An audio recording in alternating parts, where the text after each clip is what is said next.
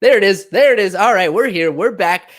Round 3, everybody. Round 3 of the podcasting today. I don't know. I'm a machine. It happens. I don't know. But today we're going to have a super awesome special guest, trauma therapist, Dr. Tiffany Ruelaz. So hang on and we'll have some fun. Practicing Polyamory, real-life perspectives from the imperfect people of polyamory. The mission of the Practicing Polyamory podcast is to provide a platform for all of the real-life, flawed humans that practice polyamory so that we might all learn from one another and grow as a community. Enjoy the show. All right, everybody. Welcome back. If you're tired of hearing me today 3 times, I know it's okay. I'm done for the week. We won't be back until next Monday. So before we jump into this episode, just 3 things that I want to remind you of again, if you don't mind. Go to YouTube and do a search for the Practicing Polyamory podcast and hit that subscribe button. I'm this close. I just need a few more subscribers so that I can get my own custom URL and I won't have to tell people. I can tell people go to youtube.com/practicingpoly instead of, whatever crazy thing that they've got going on right now. Also, while we're talking about it, follow me on all social media at Practicing Poly. Would really appreciate wherever it is that you prefer to find me. Number 2, really excited about this. Next Friday, I'm going to have an interview with Dr. Eli Sheff. So once again, go to www.bondingproject.com. Take that bonding type test to get an idea of your bonding style because we are going to be talking about that next Friday. And it's going to be beneficial for you to know what the heck we're talking about. And the last thing, as always, a big reminder to anybody who's listening, everybody out there, if you are actively polyamorous, polyam curious, if you're a professional serving the polyamorous community, whatever your situation there, I want to hear your story. Doesn't matter if you're gay, straight, queer, lesbian, trans, NB, ace, arrow, whatever it is, we want to hear your story. The more stories we hear, the more representation we have, the more the world learns about us and we can better serve our community.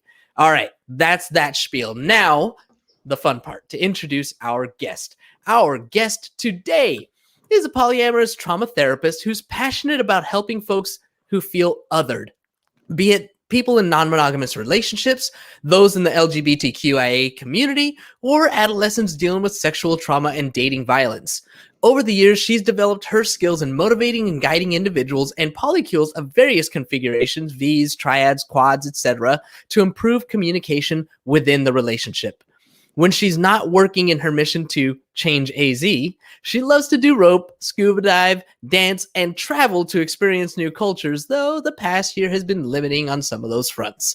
If there's one big lesson that she learned about polyam, it's to see successful relationships as great experiences as opposed to how long they last.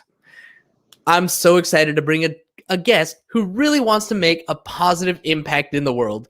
Joining us today from changeaz.org, welcome to the show, Dr. Tiffany Ruelaz.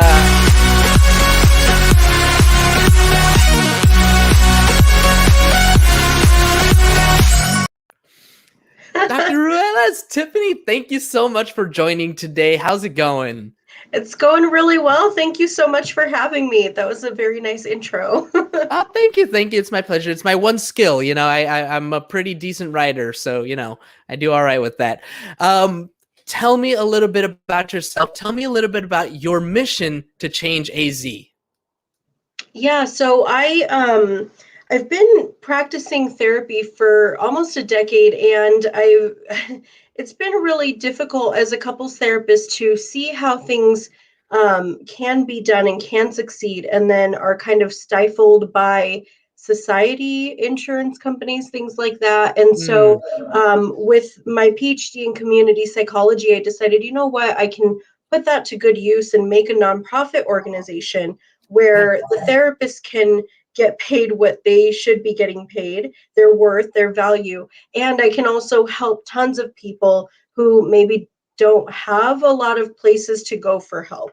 And the places that they do have, a lot of times are not very affordable. So I try to make the world a better place. Oh, sorry, I forgot to warn you about our movie clips. But yeah. Yeah, Making the so world a better place. that's it. Making the world a better place. That's exactly what I want to do. And I figured, well, I might as well start with my hometown in Arizona. That's perfect. I love it. I love it. It really is amazing to me how, I don't know, our society is just there's all these barriers. Like there's so many people that need help, and there's just so many ways. You know, I talk about this a lot. First of all, I'm an entrepreneur, right? So I have to, in one sense, have like a capitalistic mindset. Right, I'm in the insurance space, by the way. But by the same token, my brother's always getting after me because I'm a socialist, also. Right, like I believe that there's so many resources out there. There's so much possibility that we could literally, if we wanted to, we could solve world hunger. We could solve homelessness. We could do all of these different things. We could provide as a society the mental health, medical benefits, like everything that people need. Like the resources are there. So, you know, huge shout out and congratulations to you for the things that you're doing. It's amazing. Yeah, thank you. In your work, you mentioned that you've been working with couples, but you obviously are also working with folks that are non-monogamous. I kind of want to dig into that a little bit. Um, what, if any, are some differences that you see in the issues that monogamous couples have versus polyamorous ones? Or The biggest difference, to be honest with you, is communication. I feel like a lot of people will come to me who are in the polyam community who already have like really good grounding and basis for communicating with one another. It's kind of like a necessity when you when you decide like I'm gonna go into more than one relationship.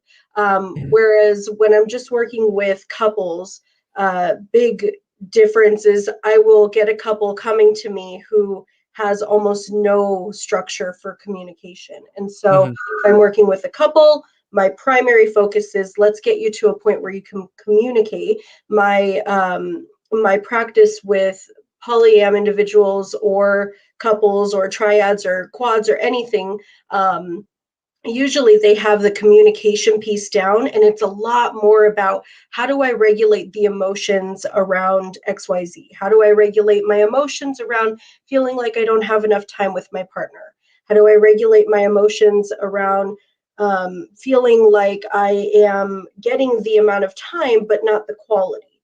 Right, there's a Mm. lot of different versions of the same thing, but a lot of it's like around emotion based, and those things are already being communicated to the partners, but they're having trouble regulating themselves.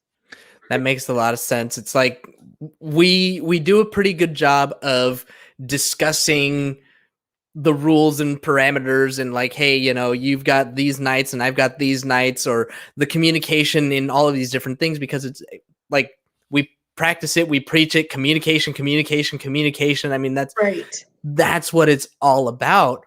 But that time management piece, or the quality of the time that is spent, that's a specific challenge. Right. How Right. do you help people in non-monogamous relationships, polyam relationships, find that quality that they're looking for in the time that they spend with their partners?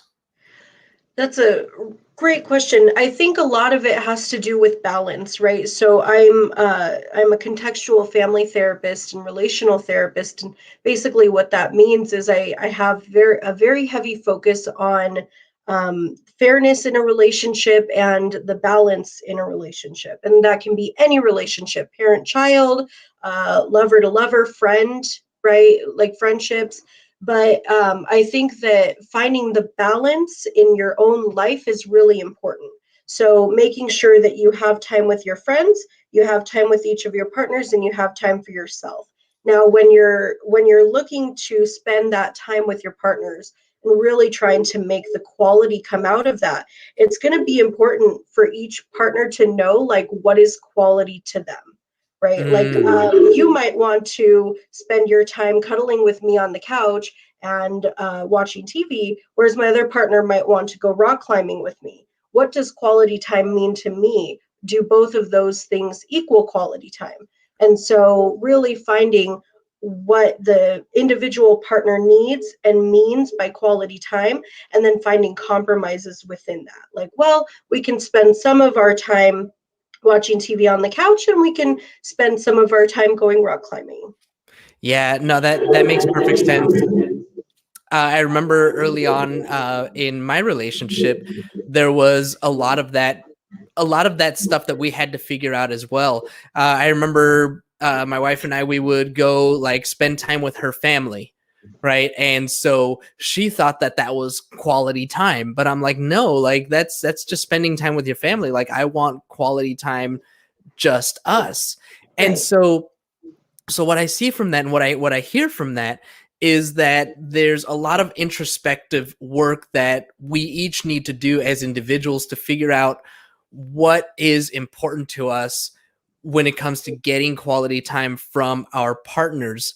So in that vein, in that general direction, what are some things that we can do to do that? What are some strategies that we can utilize to start doing that introspective work and finding out those answers for ourselves, becoming more self-aware?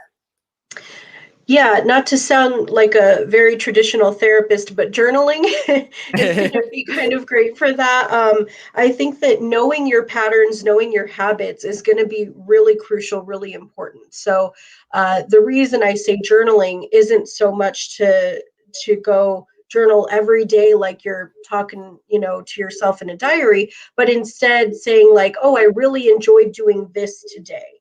And what was your level of enjoyment? Also, you have to take into consideration that you may not enjoy it depending on your mood. So, Oh, I'm not always going to enjoy going swimming. I mean, I love swimming, but I'm mhm, not always going to enjoy it if I'm feeling kind of down or I'm feeling like really low energy or a lot of fatigue. Swimming might not be something that I want to do that day. So, it takes time to know yourself, know your moods and your patterns. And then that added layer of I don't want to do certain things with certain people, right? Like I might love rock climbing by myself, but I might have a friend who goes rock climbing with me or a partner who goes rock climbing with me, and all they do is like talk my head off. And some days that might be great, and other days I'm like, I want the silence and the serenity to ground myself with nature, right? And so it's going to be important as you're doing that self work to really identify like what are my moods when I'm enjoying certain things, and do I always enjoy those things, or is it just very specific times? So that's what I mean by journaling, is really just taking note, even if it's mental note, about how you're feeling in that moment, what that's like for you to experience, XYZ. And then also being open to new experiences is so important.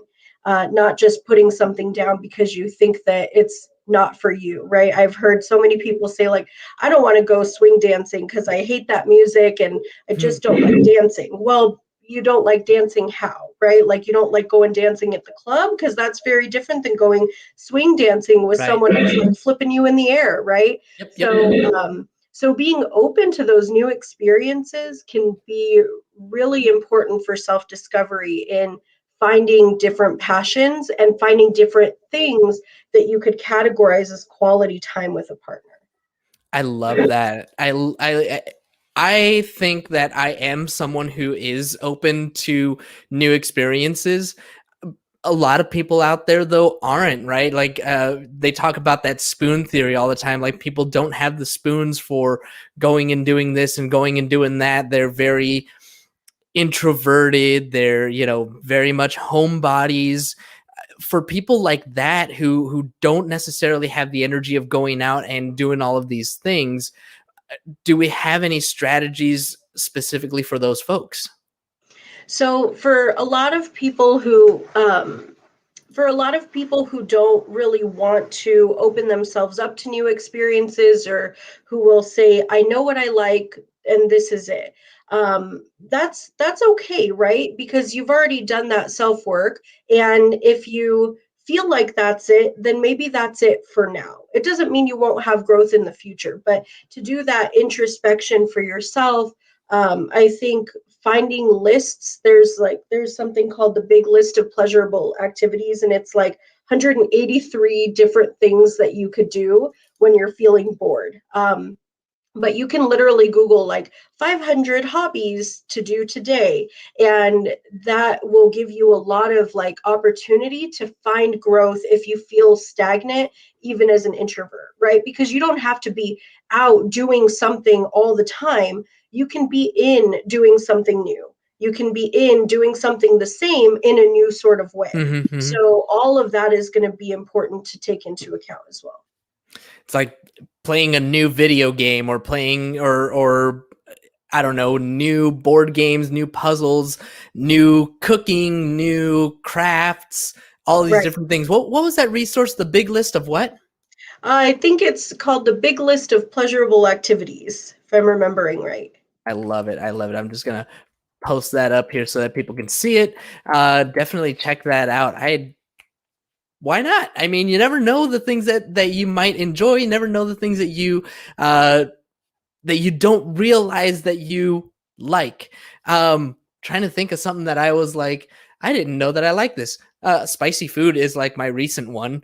I for the longest time as a kid, I hated spicy food. I was like 16, 17 years old, and I wouldn't eat pepperoni because it was too spicy. Like, but recently things have changed. Things have changed. Thank God. Now you eat pepperoni. No, now. Now you at least eat spicy food, something, but not pepperoni. Now I actually like spicy food, and just in time. It happened just in time because I started dating somebody who loves spicy food, and I kind of came to that realization like within the first month or so of us dating, and now we can enjoy food together. Anyway, that's great because that's good quality time that you guys get to have. Right? It's so good, so good. So tell me a little bit more. I want to know a little bit more about like some similarities and some differences. Communication is obviously a big one. Time management is another one for our polyamorous folks. What are some other things that maybe? And you know what? Let me rephrase it. What are some things that you see that are very much the same across the board, right? Because it doesn't matter, and this is what I'm kind of trying to get to here, is that whether we're polyamorous or monogamous, a lot of us deal with the same types of traumas. A lot of us deal with the same types of emotions and struggles and all of these things. We just happen to date other people. So that's kind of the message that I'm trying to get to is, hey, we're the same as everybody else. So what are some things that you see that are across the board pretty much the same? You already said one of them, and that's trauma, right? I think I have met so many therapists who feel like, or who have prejudgments about polyamorous people, where, oh, you must have been more traumatized, or you must have. They really try to make polyamory kind of like an issue, right? An issue that you have, and that's just not the case. Where everybody experiences trauma like pretty equally. And so adverse childhood experiences, right? Like your parents divorcing, you seeing a main person, one of your primary caregivers in the household, being physically, emotionally, psychologically abused, you being abused in some way, sexual traumas, all of that is pretty much the same whether you're monogamous or polyamorous. Affairs are one of the things that a lot of people don't think are kind of the same, and they are. Like, people a lot of times will think that if you're polyamorous, you don't, like, affairs are not a thing. Well, Right. they are a thing, because affairs just means that you're going behind your partner's back, not telling them what's going on, and cheating on them with someone else. The polyamorous community is more open with having multiple partners, multiple loves, but it's still a betrayal. It's still a betrayal of trust. It's still hurtful. It's still painful. And that's something that I think you can pretty much count on. If your partner lies to you, you feel hurt. and it doesn't matter which partner. If you one of the other things is the end of a relationship, right? There's still a grieving period or a mourning period, whether it's monogamous or polyamorous. And so that one is the same as well, though it can show up in different ways. Because I think in the polyamorous communities, you will end a relationship, and a lot of times you get support from either your other partners or your friends. Monogamous relationships are essentially the same, where you go for your friends. But going back to the affairs piece, sometimes when your partner makes you end that relationship that you cheated with, in the polyamorous community, the difference is that partner may still be hurt. They may still have to make the choice to stay with you, but they're more understanding that you still have a relationship to grieve there. Whereas in monogamous relationships, it's seen very difficult to ask the person who ended that relationship to not grieve, right? Like, you don't get to grieve that person because you hurt me. And so those are differences, but I think that the hurt and the pain is still the same. That is so interesting. I hadn't actually thought about that. So basically, like, if I was having an affair with somebody and my partner finds out, I end that affair and there's a grieving period there. In a monogamous relationship, I'm expected to not grieve that loss. Right. But in a polyamorous one, there's a little bit more understanding there. Is that basically what you? Yeah, absolutely. Wow. Yeah, I hadn't even thought about it. But that's true. I mean, we do, I guess, give each other a little bit of space there, a little bit of leeway and some understanding. I wanted to ask you, because we were kind of going back and I kind of want to push this idea, this theme of, we're just like everybody else. So do you see in your practice, do you see that, there are more instances or less instances of that infidelity, of that divorce, of that trauma that leads people to being non-monogamous? Do you see like that's like a pattern in any way, or is it just kind of 50-50 flip of the coin? Yeah, so there's a big difference. I think that infidelity happens like significantly less in polyamorous relationships. Because it's kind of like, what's the point? It's only when you feel like you're backed in, maybe not only, but what most of the time what I see is people feel backed into a corner. And so then they might end up having an affair or a relationship that their partner doesn't know about. Whereas monogamous relationships feel more cornered. There was another part to your question. Can you say it again? I'm sorry. Yeah, just kind of trying to track, like, do people does their childhood trauma lead people to be polyamorous? I guess that's basically kind of where I'm going with it. So I'm going to say no. And I'm going to say that with the stipulation that I have not found research that shows that. I have not done my own research that shows that. And I see trauma happen regardless, right? Like, childhood trauma can lead you one direction, or it doesn't lead you one direction or the other. It leads you whatever direction you were probably meant to go anyways. Now, there definitely has been research to show that in the kink community, but where trauma actually does not equal kink, it goes the other way. So I'm thinking, my own hypothesis, I suppose, is that trauma does not lead people to polyamory. I love that. So, Yeah. so there actually are there is research out there, though, that says or indicates that trauma does not necessarily mean that somebody's going to be kinky later on. That's right. Actually, what's been shown to happen is that 33% of, if I'm remembering that number right, it's about a third of people in America are kinky, or some type of kinky. I remember And reading something like that. yeah, and of those people, they tend to have healthier relationships. They tend to have more open communication, less affairs, and less trauma in their history. Wow, less trauma in their history. Less Interesting. Communication, communication, communication, and consent, right? Like Yes.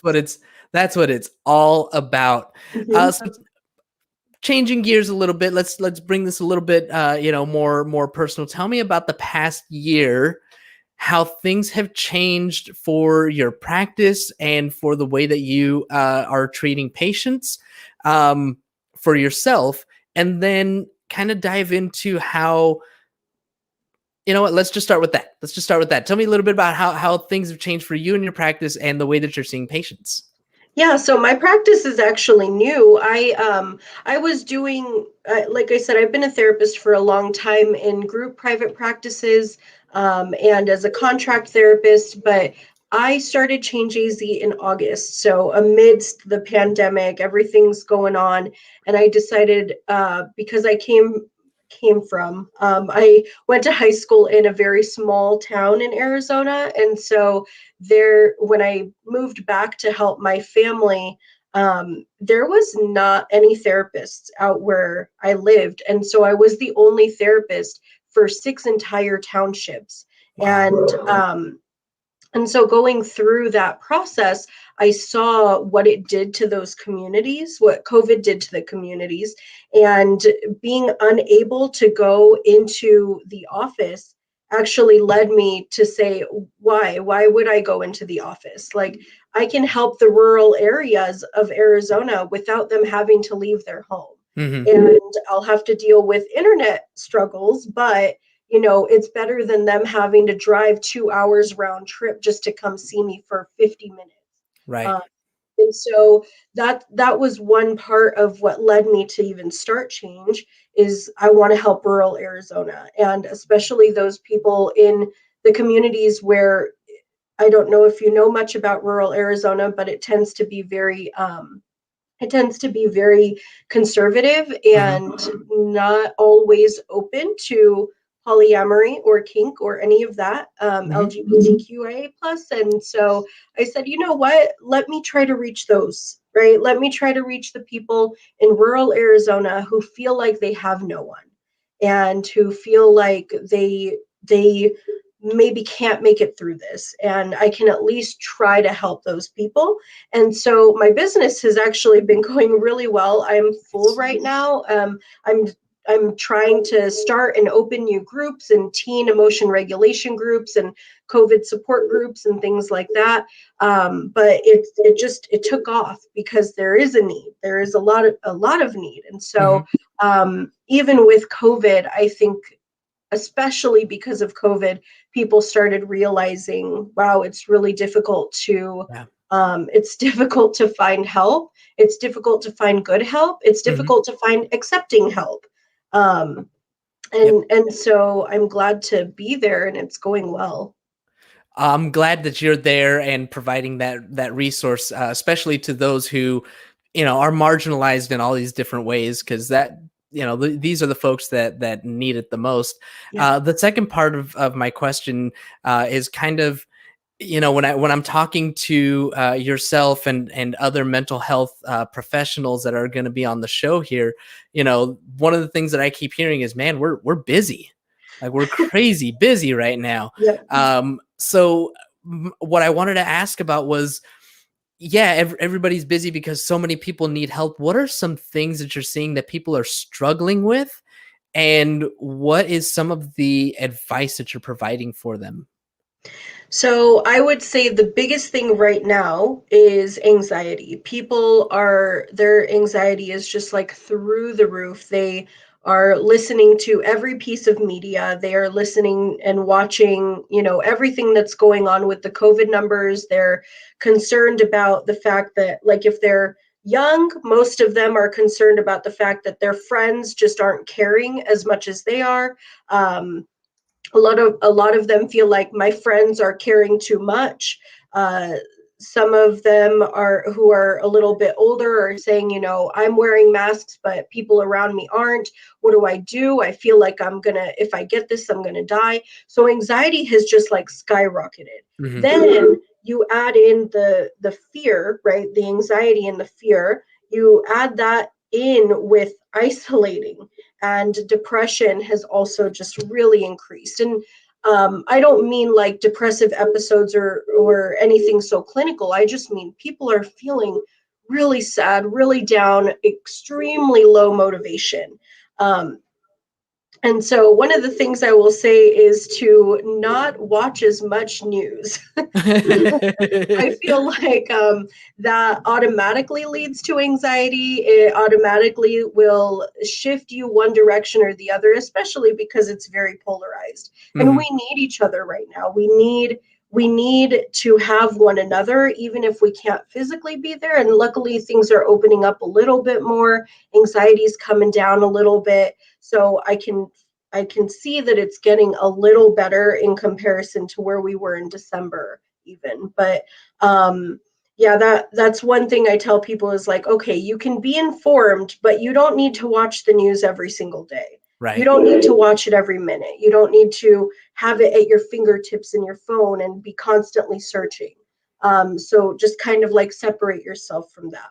Also, thinking about the statistics as they are in like real world numbers, right? So think about it in terms of like you're in 98% of people are okay.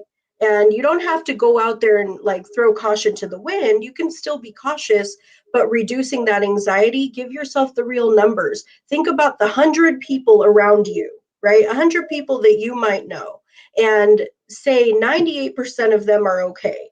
And of that 98, of the two that aren't, 1 and 3/4 of them will be okay, right? 3/4 because 100 people, but Sure. yeah.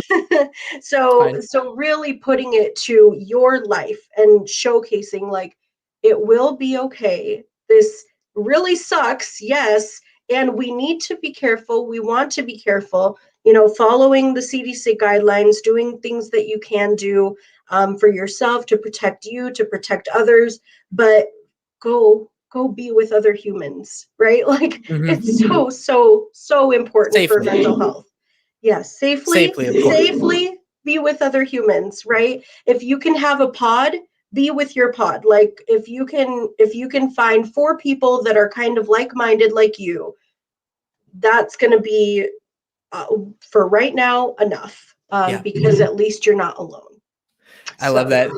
You say bringing the real numbers into it, and just off the top of my head, trying to think of 100 people that I know that are like really really close to me. I mean, I'm Mexican. I got a pretty big family, so I can think of a good number of probably 50 that I'm just related to, right, right? But then beyond that, trying to list like all of these different friends and friends of friends, and in my head I like start going through my Facebook list, and 100 people, that's quite a bit. right, And out of that 100.25, or a quarter of a person is not going to be okay. I mean, it's still, in our family we had a big loss last month. It's still raw, still hurts, but by that same token, to give people that space to really just put a list of 100 people that right, together, right? right. Like, that's just trying to put that list together is work enough. Right, exactly. And it's unfortunate, right, that even a quarter of a person, right, is too much for us. And that's Right. understandable. That's why you're cautious, right? That's why you do it safely. That's why you take whatever precautions you can take is for that quarter of a person out of those 100. But then you add in by the thousands, right? I'm Mhm. saying start at 100, then go to 1,000, right? And then go to a couple thousand, and now you're seeing like the actual impact that this might have on your life is pretty small. And Right. the impact even of those small things, it still hurts, it's still hard to go through. You don't need to minimize that piece of it, but that's why you're cautious, right? That's why we're safe. And so not completely stopping your life and just staying inside and essentially like pausing. We don't need to hit the pause button. You can keep moving forward. You can still make goals. I tell a lot of my a lot of my clients, like, make a vision board for yourself for this year. Things that are doable for you. I'm a traveler. You said it at the beginning. I love to travel. So COVID has like been really, really difficult. I get antsy every single month. I get antsy and I need to go somewhere. And it's been like that my entire life. Like, even as a kid, I was like, let's go. And my parents were like that. So probably why I'm like that. But with COVID, I can't just go. And so I have to think, all right, well, I'm going to take a trip up to Mount Lemmon, or I'm going to take a trip up to Flagstaff. And I try to think of the much smaller things that I can do and say, all right, I'm only limiting myself to like 2 gas stations, right? And Right. I'm going to take hand sanitizer and my mask, and I got all of that so I can be cautious and still go. Right? Because I can't just hit the pause button. I need to travel. So if I can't travel across the world, I'm going to travel through the state. I love it. It's finding your goals, finding your vision, and putting that into practice so that you can feel more empowered while all of this is going on. Perfect. That's perfect. Dr. Ruelaz, Tiffany, thank you so much for everything that you've provided, all this knowledge. Before we head out, I want to give you an opportunity. Let the people know, anybody who's listening specifically, we do have a lot of people listening on a podcast. How can people get in touch with you if they want to work with you? Oh, yeah. So you can just go to my website. It's actually listed below, www.changeaz.org. And there is referral pages all over the place. If you want to volunteer with us, we're taking volunteers. If you need help, just fill out that form. If you're in Arizona, we can help you. You can find us on Facebook, Twitter, Instagram. We Change AZ, and I think Twitter might be Change AZ. So find us through those platforms, and if you need help, you can message us on any one of those, and we will get back to you, I say within 24 hours. Awesome. Thank you so much again for your time, Dr. Ruelaz. It's been a pleasure to get to know you and to learn a little bit from you. Yes, thank you so much for having me. It's been a lot of fun. Absolutely. All right. And thank you, as always, to our live audience for tuning in today. As a reminder, when you're live, you get no commercial interruptions, but the same cannot be said for those podcast downloads. So if you want to avoid those commercial interruptions, be sure to catch us live Monday through Wednesday at 2:30 Pacific, or sign up for Patreon, where you get access to our commercial-free RSS feed and support the show. Don't forget to head over to bondingproject.com between now and March 26th so that you'll know what Dr. Eli Sheff and I are talking about. And don't forget to subscribe on YouTube at Practicing Poly-A. That side, there we are, at Practicing Poly-A on all social media. Search for Practicing Polyamory Podcast on YouTube. And again, thank you, Tiffany. Thank you, Dr. Ruelaz. Thank you, everybody. Enjoy this awesome, I'm going to switch this up right there. Business bros, enjoy the awesome St. Paddy's Day. Have yourself a green beer and have a nice day. Thank you for tuning in to the Practicing Polyamory podcast. Would you or someone in your polycule like to be a guest? Sign up at practicingpolyamory.com and join the conversation. Please support us by subscribing, liking, and following us on social media at Practicing Polya by clicking any of the affiliate links on our website, or by subscribing at patreon.com